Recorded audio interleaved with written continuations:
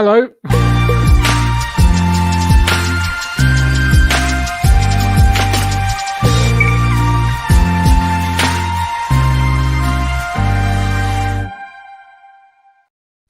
Shall we set sail then, ladies and gentlemen? Because HMS something the league. I won't say that word at 7:30 on a Tuesday or Wednesday, whatever day it is. I'm so baffled and excited by that performance that I don't even know what day it is now. I'm going to introduce this man first because he is now chief bandwagon driver. Look at him, ladies and gentlemen. Look at this man. What is he wearing? 100 points, 100 goals. Incoming. Look at him. He's beaten Colchester in one 75-minute game and he's suddenly come back with a hat. The bandwagon driver is here. Cups out. Yeah. Nick Muller up the tractor, boys. Absolutely. So, Rich is back. Matt is back as well. Welcome back, Matt. I feel like I should have put some bunting up. Blue and white bunting. I feel like I'm underdressed there. Absolutely might get crazy. Me flag out. Might get me flag out, Matt, for the second game. Just hang it up here on the pagoda behind me. So we joke, of course, HMS up the league, but a comprehensive 75 minutes, some really good patterns of play. Oh. What was the most standout moment for you guys? I like the way we came forward. All right, we're playing a League Two team. I don't know 100% if that's going to be their starting 11. I'm sure Joe can tell us, the Colchester guy we spoke to earlier. But yeah, we got the ball forward nicely. We saw an assist coming out of midfield. Drynan, nice couple of goals from him. Green Edwards is on the left. What a shot from Idris for his goal. So lots of positives. And I called it, didn't I, at the start? Kane Vincent-Young could get to double figures. Could have had 2 in this game. So. Yes, he probably should have done, to tell you the truth. Yeah. Certainly. So obviously Drynan opened the scoring with a lovely run in behind the Colchester back line. Tommy Smith will look back and probably regret it. He was caught napping. A good ball by Bishop there, though, Rich. Yeah, good ball just inside, and he just finished with his left foot. But look, they were poor, weren't they, Colchester? Other than Giovanni Brown's shot. When Scouse gave the ball away, they didn't really threaten. We played well. Looked good going forward. Pace, Vincent-Young really should have had 1, possibly 2 goals.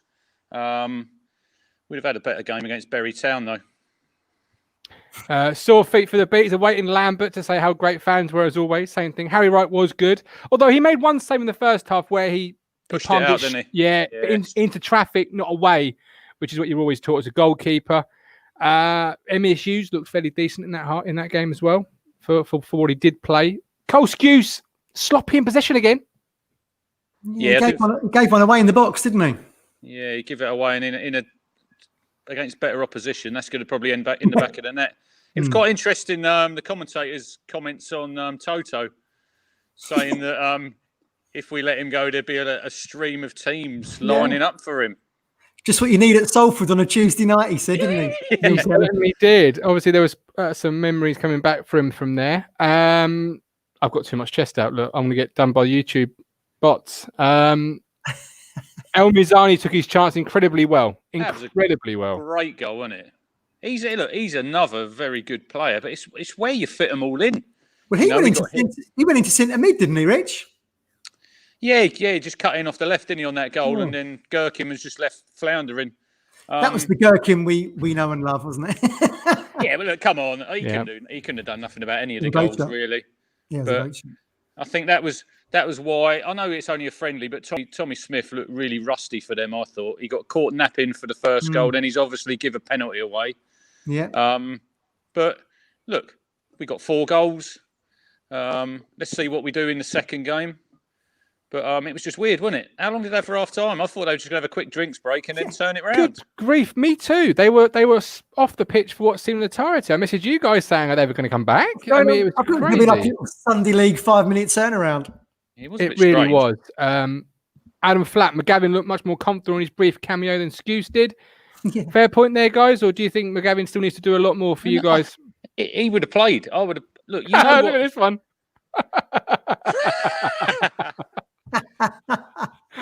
Ooh, Betty. Oh, he's spot on though, isn't he? look, you know what Cole Scouse can do. I see no point.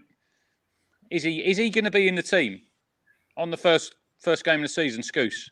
You would have don't know. They'll be really 100%. Yeah, but I think we need younger legs in there. It was good to see McGavin have come on and have a bit of confidence, wasn't it? Because I think what was the last time we saw him? Was it that Fleetwood game when he got hauled at half time? Yeah, and he weren't the best. He weren't the worst player that night, was he? He was just he was harsh, that wasn't it? the easy one to take off. Yeah. So Aaron Drynan, the commentator, had terrible trouble saying his name. Bless him. I don't feel confident saying his name myself now. Was your feed a bit slow? It was behind, wasn't it? I thought it was on last year's game. I thought at one point it was so behind. It wasn't quite sinking, was it? It wasn't. So obviously, great moment for the first goal. Second goal was the penalty. Should have got the hat trick before. That was straight at Dean Gherkin and really should have been a finish. Bits and pieces like that kind of show you how he's not quite ready, right? Because you want to be having your chance in and taking it not just once but twice when it comes. We got some great. Did you see Mark Heath's Twitter? No, I did not. Drizzy Rascal, high drizzability, Drizzy Bear, Aaron Trin Nan. If that's he scored a hat trick, Drizz the Biz. Let's get Drizzy. There you go.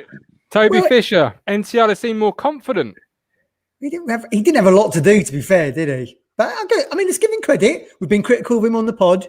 We gave him a red light, didn't we, Rich? But he looked okay. He looked okay in that game against the League Two team that's playing its first game back. Obviously tougher tests to come. Yeah, it'll be interesting to see on Saturday who we're up against in Spurs. Are they going to play Kane, Mora? The big guns.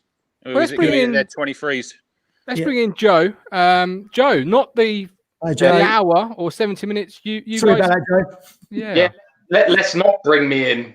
I think that's perfectly a good option as well. I thought the Bury FC jump did make me chuckle slightly, but no, I've just had a little look and looked at the players that were coming on as well, and they're all academy products minus Cohen Bramall. I know Harry Pell come off as well, and that youngster that did come on looks like he's had now a bad knee injury, which has been a bit bad luck. But to be honest, just an empty, soulless game. I don't want to, we ain't celebrating, but it really was. And the problem with us, and as I think I touched with yourself, we have one recognised striker in our squad. One.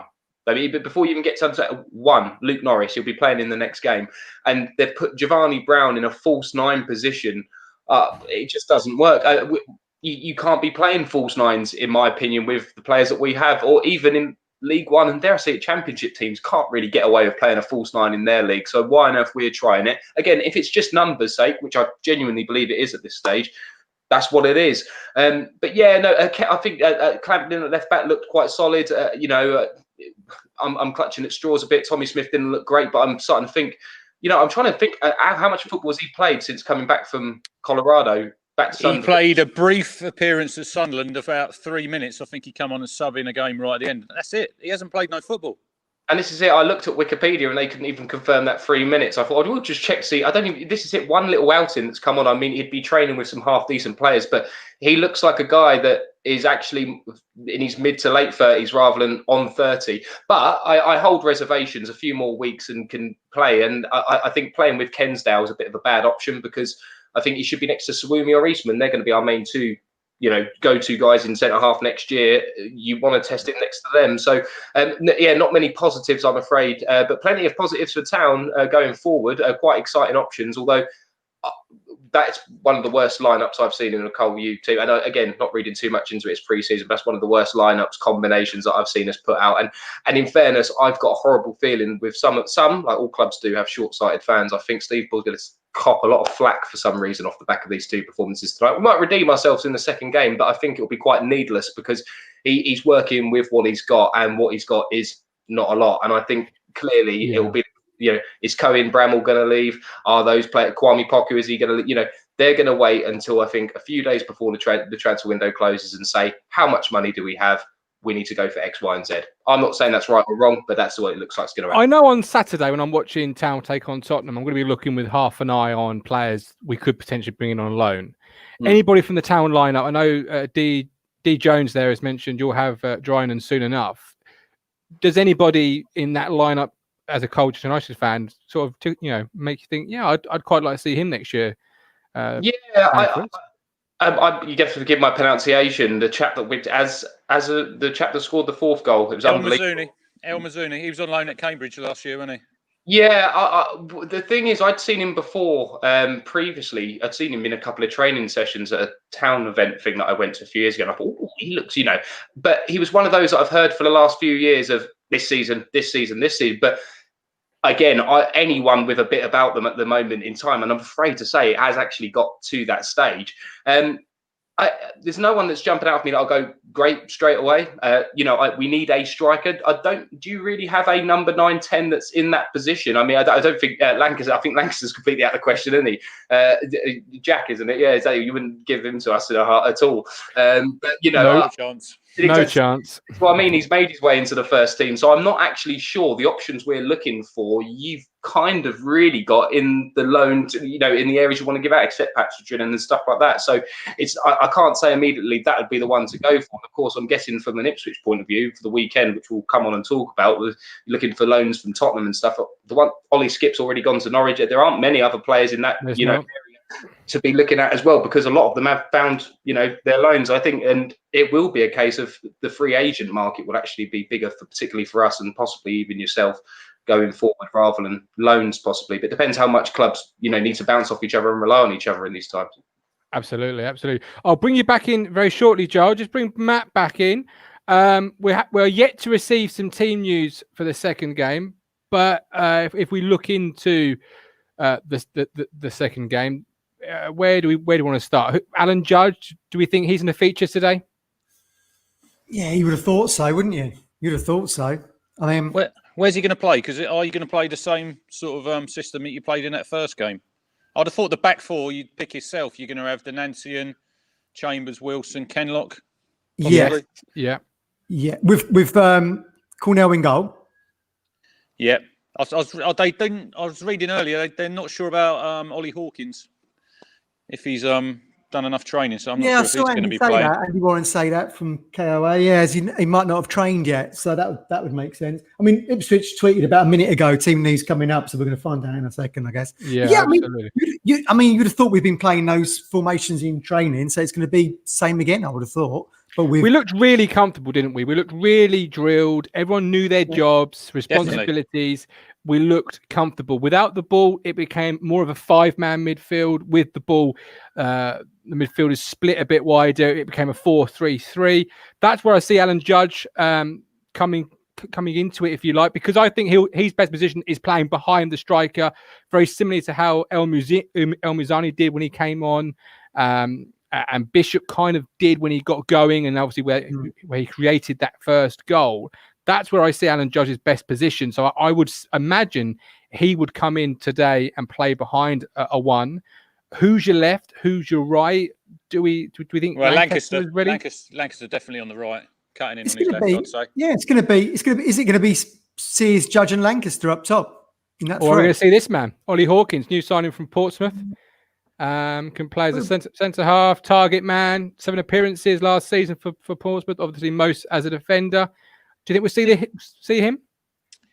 I was reading earlier. They're not sure if he's quite done enough training. I think. Yeah. But going back to the first game, I thought Edwards. Look, he's not played in that position. Yeah.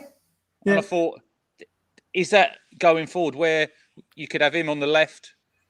We've just missed out Caden Jackson though. Where's he going to play tonight? He'll probably play up front, won't he? Yeah. There you go. 32 appearances last year, 11 goals, 229 minutes per goal. We can't let Caden Jackson go.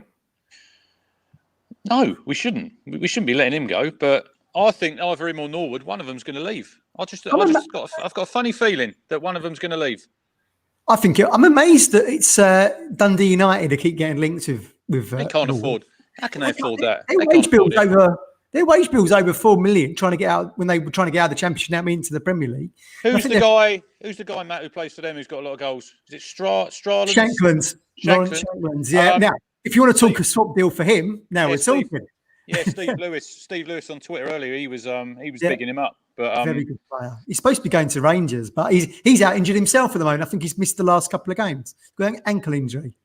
But yeah, they haven't got two pennies to rub together, Dundee United at the moment. I think they've got 4 million in operating losses. So wouldn't that be just so Ipswich to he was the marquee signing last year, you know, wouldn't that just be us all over if we loaned him out to a team in Scotland? Is there something there with him and Lambert? Do they not get on? We don't know. I personally think it's the agent. It's the agent doing his job. He's drumming up business But we said on the pod. We said on the pod before, didn't we, Matt? You know, Norwood was your marquee signing. He's more than good enough, 100% fit to score 20 goals in League One. Yeah, you know? I think he's more. And if you lose him, you have to replace him. You can't be loaning him out and then expect to go with Hawkins as his replacement, because he's not a natural goal scorer, is he? No, he's a natural goal. We're short of goals as it is. None of the rumours are coming out of our press. They're not coming out of the EADT, are they? They're all coming out of like the Record in Scotland and the Courier. As they say, there's no smoke without fire, is there? So there must be something behind it. What's causing the smoke is people are putting 2 and 2 together with Mickey Mellon being the new Dundee United manager, and he signed it for Trent. And he's tweeting out that he's on holiday. Look, I think he's just a wind-up on social media. I really do. I think someone said that he was in one of the training pictures behind Alan Judge, doing a bit of rehab. So, yeah, I think he's just winding everyone up. Is that kind of character? Well, he has been at the training ground because he's been doing he's had the COVID-19 test. He's Instagrammed that out, and so forth. Yeah. I think personally, you can't let either of the strikers go because you should be keeping hold of your better players in a year you finished 11th. 100%. And to go again. We don't want Jackson to go, do we? I mean, Rich said he was up there every year. You got to keep if you're really serious about getting out of this league. Yeah, them two have got to be at the club. They have to be here. You know, this is imperative that we get out with the salary cap coming in now. It's imperative this season. This is one of our most important seasons for years, I think, and we really do need to get out. If we don't get out this year, I think it's going to be really hard going forward. So you'd be mad to get rid of either of them. You really would, because they reckon he's on $8,000 a week, isn't he? And I see rumoured with the salary cap, if you got rid of him, you'd only be able to get someone in on about 2. Were you talking Norwood here? Yeah. Yeah. Who are you getting in for that? Who are you getting in? Tyler Walker. Would you be interested in him? I think he'd do a good job, personally, but I wouldn't be looking to move either of these two on. I think it's utter madness if you get rid of any of these players. I think don't do it. Keep hold of them. You know, and let's see where we can go, because they'll score goals. They will score goals. They both scored 11 goals last year. Norwood wasn't even fit, was he? 75% fit? Yeah, exactly. 11 goals. He was struggling with that groin injury from about that Fleetwood game onwards, weren't he? So exactly. you'd have to think he'd get 20. You'd have to think he'd get 20. Shifting gears ever so slightly, Stephen Ward in that first game. How do we rate his performance? He done all right. He got forward, didn't he? He got forward. Yeah, there was one instance where the overlap was on and he was flat out sprinting, and I was thinking in about 5 minutes he might get there. It wasn't the most electric I'd seen. But I don't think he's not going to get as sorry, Mark. He's not going to get as forward as Kane Vincent-Young is he? But I mean, he was at least he was getting into those positions and can put the ball in the box, which he's is what I think. He's not going to get 10 goals, is he, Matt? No, I'm not. I'm going to tell you right now, I don't think Stephen was going to get 10 goals for Town. But if he can get that ball in the box for us with a good delivery, which is, I don't think that's not a strong point of Ken Knock's game, is it? No. We've missed that. We've missed sort of like a Cresswell and Knudsen and those guys, Mings, all sort of getting forward. We've not really got that from Ken Knock. So that's what we want from that left back position for me. He's going to be nailed on. He's nailed on and need to play left back, Stephen. Absolutely, without a doubt. Yeah. You know, you got your 2 fullbacks. Yeah. You got Chambers, and anyway, I want to say what was going on with Wolfenden's hair. Oh my lord, that was alarming when Neil Kelly, the commentator, said he's got a ponytail. Can anyone confirm it was a ponytail? I couldn't quite see on the feed. Couldn't really see on that camera, could you? Yeah, that's got alarm bells going. Vincent-Young in that first game. Well, he got great position, didn't he? I just feel like he's so exciting coming forward. I'm sure he's going to be playing in this wing. I mean, how can you not have him, Rich, in a wing back position? It was interesting, wasn't it? It was interesting. David Gregory and the guy who was in the commentary saying Neil Kelly, playing that he played a lot of football at left back. You know? Yes, yeah. Well, yeah, Joe said that to us, didn't he? Joe, our friend Joe there said he was better at left back than he is at right back. So there you go. It says everything, that, doesn't it? It just gives you an abundance of attacking threat from down the flanks. I'm standing by that double figures. I think he can if stays fit, plays most of the season, 8 to 10 goals for me. Absolutely. He could go right to the top. I think he could play higher. I He could agree. play a lot higher. Championship. I think even Premier League. You know, I think So he's that good. I really do. So it was kind of a blessing in disguise, the injury then, because obviously if he had stayed fit majority of the season, we may not be talking about Cambridge young in a blue shirt tonight. Right, have you got? I've got the team here. Perfect. Read it out, son. So you got Prisbeck in goal. Ooh. Oh, okay. Delancian, Chambers, Corey and Dabber, and Miles Kenlock. Then you got Flynn Downs, Judge, Dazelle, front three of Sears, Jackson, and Lancaster. And then you got Smith, McGavin, and Falami on the bench. McGavin's back again. So Falami's going to get some time, isn't he? Because he was on the bench earlier. Without doubt. So it'd be Jackson left, Sears right, or vice versa. Yeah. Lancaster you said, didn't you? So it'd be Jackson as a centerpiece.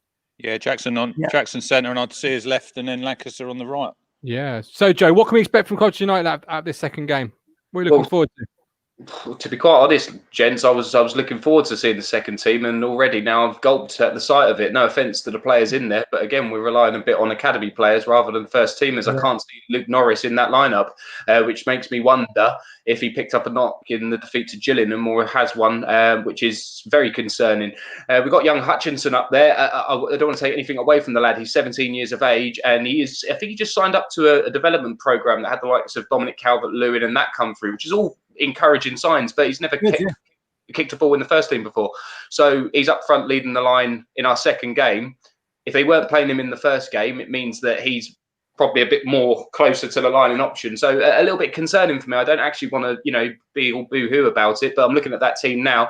A couple of other options, and one that would have really gone under the radar for lots of people is Michael Fernandez in there. Now, we got him last year, plucked him out of non-league, I want to say from Harrogate, and he had somewhere in the region, again, non-league, but a decent standard, I think like 16 assists and 10 goals. And obviously that's all, when you see those kind of stats, you lick your lips. And lo and behold, he come into the under-23s last year and did nothing. It's frozen. Sorry, chaps. Oh, what's happening? There we go. Someone gone? Am I still there? You're good. You're there. You're all good. You're there. Yeah. You're fine. Sorry. So no worries at all. So this Michael Fernandez, loads of promising stats, came in, hasn't played a game, made it onto the first team bench a few times, but he's had a year now at a professional club. I want to see a lot from him this season. Very much in the mould of Courtney Senior, a lot of pace, a bit more direct, I must admit, and I think he can play a bit further forward than Courtney has tended to. So that's a nice, encouraging sign seeing him play. Of course, Tom Eastman, reliable, dependable. Callum Harriot's the best player in that team by a country bus mile, in my opinion, or possibly along with Wow. Callum Harriott, brilliant player, had some championship credentials with Reading and stuff. I believe he's also had links to Charlton. I think he was that, wasn't he? I remember thinking he'd be a good player for us. Yeah, Charlton, he was really good. Do you know what? Bizarre, it was a few years ago where he had a good run in the championship towards about, I'm not sure if it was when Charlton were either up or down, but it might have been a few, he was quite younger then. He hasn't really developed, don't get me wrong, again, great for us, hasn't really developed or shown that next step yet. And of course, Cohen Bramall at left back, where, famous, everyone kind of knew he plucked from non-league, went straight to Arsenal, didn't play at Arsenal and come to us. And a lot of clubs in the Championship have been looking at him. We've heard good things about him. Yeah, absolutely. We have. Rich, what are you looking forward to from us this second game? Looking at the team news there, what's the key things you want to see out of that team? Look, I'm a big fan of Jack Lancaster. He's had some awful time with two bad injuries, but he's been training, I think, for the last 4 months. I spoke to his dad today, and he said he's raring to go. So looking forward to seeing him. And I'm also looking forward to seeing Andre Dazelle. I'm a big fan of him. He's another one. Another big season. He has to deliver. We can't keep saying he's a young player. He's got to start delivering. All these young players have. That's one I'd have at Colchester in a heartbeat. You asked me earlier about loans, and again, that even feels a little unrealistic saying Andre Dazelle, but morely because of his name rather than what he's actually done on the pitch. Definitely. There's only so many seasons we can say he's got all the ability in the world. We've heard about loads of football players. We can reel them all off, but there's nothing taken away from Andre Dazelle that he still couldn't do it. Again, been unlucky. Been turbulent times at Ipswich over the years. He's been trying to progress, which has stunted his growth, in my opinion. And I don't think he may have had 1 or 2 loans that haven't materialised too much. He would be a great addition for us, having lost Brandon Comley. He'd walk straight into that midfield with us, holding midfielder next to him, express yourself in League Two. Could be a good move for him. But I just sense the name is a little bit above where he's actually at because of Is Jermaine Wright's son playing? No, I think Diaz. Yeah, Diaz Wright. Yeah. No, well, Dre Wright, obviously, he was a great winger for us over the year. He's gone to Hibs. He's gone to Hibs, hasn't he? Yeah, a while ago, though, last summer. I loved watching him in the Colts. A lovely number 7, typical winger. I loved watching him. I think Diaz went earlier on in this summer, or maybe even possibly a bit before. I will double check that, but I'm pretty sure he went off, maybe on loan or to a Malden and Tiptree again, possibly. But I will 100% confirm that. But I don't think he's in contention playing for us at the moment. He was a good player. He was a good player when he met Jermaine Wright. Oh. Jermaine used to annoy me, I have to admit. But his last season at Town, he was really good. That goal at Rotherham. Oh, I was right behind it. What a goal that was. Fantastic, That's one of my favourite Ipswich goals, that is. Hell of a finish. Cut across it, top bin. Second game then, Matt. What sort of thing are you looking for? Well, I mean, I don't want to put the fear of God into Joe there, but I mean, we're looking we look stronger in the attack here, don't we, with this team? Looking forward to seeing Ndaba. We mentioned him earlier in the first show. He's a name that's been floating around as a defender, good prospect, but we've not really seen him. So I'm looking forward to seeing him. And again, let's see what Dazell's like. And Joe's quite right. Ipswich have not, Paul Hurst and Lambert haven't really known what to do with Dazell. Hurst didn't know whether to loan him out, and Lambert put him in and out of the side. So maybe a little loan spell at Colchester could do him some good. But like you say, maybe his name is maybe slightly bigger than, a League Two offering. But seeing the midfield options we've got, if fans stepped aside or stepped back and looked at it objectively and thought, okay, it's not Andre Dozell, it's not Jason Dozell's son, it's just another midfield option, they would probably endorse that type of loan spell. Local club, he can stay locally. No, he should be playing in our first team. He should He's never done anything to show he should be. Too good for League Two. Too good for League Two. If he was go and prove it. If he was put up for sale tomorrow, there'd be a whole host of teams after him. I tell you now. Agree. Joe, we could be here till 10 o'clock with these two going back and forth about that. Well, let's get Joe's impartial opinion. Joe, what do you think? Go on, go for it. Yeah. I really like Andre Dozell and rate him, but he's not shown enough in the 4 or 5 years as a football player to. He did have a bad injury. Knee injury. But that's not his fault. But the clubs aren't going to look at if he had a big injury that's his growth, and that's the sad thing. There's lots of potential, but in the market we're in with a global pandemic, clubs don't want to be gambling with money. And if Dozell is on the more expensive side for a 20, 21, 22-year-old midfielder, and you can take less of a gamble on someone on a loan or a quick free agent, that's the only problem with Dozell. Don't get wrong, I think he's got all the ability and could unlock that potential. But I feel we need to change the scenery, because I just think in and out of town here and now and then, not playing because of injuries and stuff, I think he could do 6 months just until January. Even if it's not Colchester, go somewhere else, get out of the club and play. Okay, gents. So time's up for that one. We'll return for a very brief, I think, when the second game is finished, just to quickly round it up, discuss the result of the second game. But thank you for joining us on this half-time show. And we'll see you all at full time. What's that glass, Matt?